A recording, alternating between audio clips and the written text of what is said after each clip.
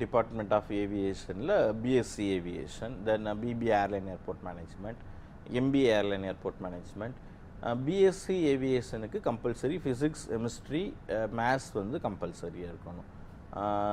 அந்த குரூப் முடிச்சிருக்கக்கூடிய மாணவர்கள் மட்டும் தான் எடுக்கலாம். பிகாஸ் என்ன ரீசன் கேட்டிங்கன்னா, அதில் ஓரளவு டெக்னிக்கல் நாலேஜ் வந்து கவர் ஆகும். உங்களுக்கு ஓரளவு தியரிட்டிக்கல் ப்ராக்டிக்கல் நாலேஜ் இருக்கும், பட் கொஞ்சம் ஓரளவு தியரிட்டிக்கல் 30% வந்து டெக்னிக்கலாக கவர் ஆகும். அதுமாதிரி பிபிஏ ஏர்லைன் ஏர்போர்ட் மேனேஜ்மெண்ட் வந்து +2ல் அவங்க எந்த குரூப் எடுத்திருந்தாலுமே படிக்கலாம். உதாரணத்துக்கு அந்த வொகேஷ்னல் குரூப் ஆர் காமர்ஸ், இந்த ஃபிசிக்ஸ், கெமிஸ்ட்ரி, மேத்ஸ் இல்லாமல் அதர் குரூப் ஸ்டூடெண்ட்ஸுமே தாராளமாக எடுக்கலாம்.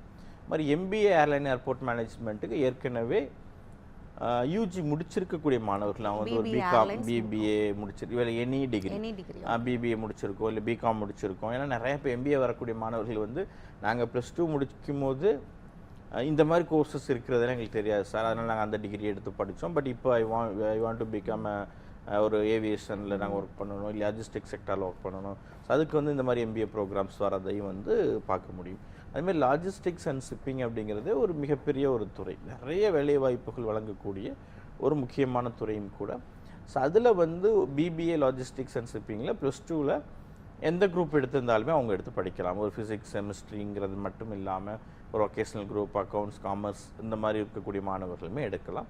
அதுமாதிரி எம்பிஏ லாஜிஸ்டிக்ஸ் அண்ட் ஷிப்பிங் வந்து எனி டிகிரி, ஏற்கனவே ஒரு பிகாம் முடிச்சிருக்கேன், நான் பிஇ முடிச்சிருக்கேன், இல்லை பிடெக் முடிச்சிருக்கோம், நாங்கள் ஒரு எம்பிஏ படிக்கணும் அப்படின்னு கூறக்கூடிய மாணவர்கள் வந்து எம்பிஏ லாஜிஸ்டிக்ஸ் அண்ட் ஷிப்பிங் பண்ணலாம்.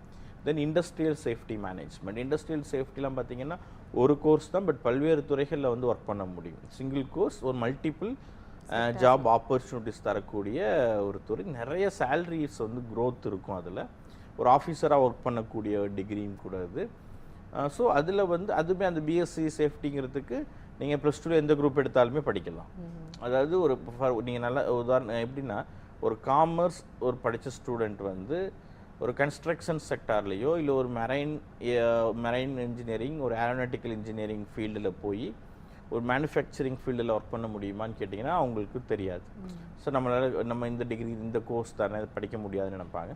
பட் அந்த பேக்ரவுண்டில் இருக்கக்கூடிய ஸ்டூடெண்ட்ஸுமே இண்டஸ்ட்ரியல் சேஃப்டி மேனேஜ்மெண்ட் முடிச்சுட்டு அவங்க they can become a safety engineer, they can also become HSC engineer, ஒரு ஹெல்த் சேஃப்டி இன்ஜினியராக அவங்க ஒர்க் பண்ணலாம். ஸோ இன்ஜினியரிங் முடித்த ஸ்டூடெண்ட்டுக்கே வந்து அவங்க ஒரு ஆஃபீஸராக ஒர்க் பண்ண முடியும். இன்ஜினியரிங் முடித்த ஸ்டூடெண்ட்டை விட அதிகமான சேலரி கூட அவங்களால வாங்க முடியும்.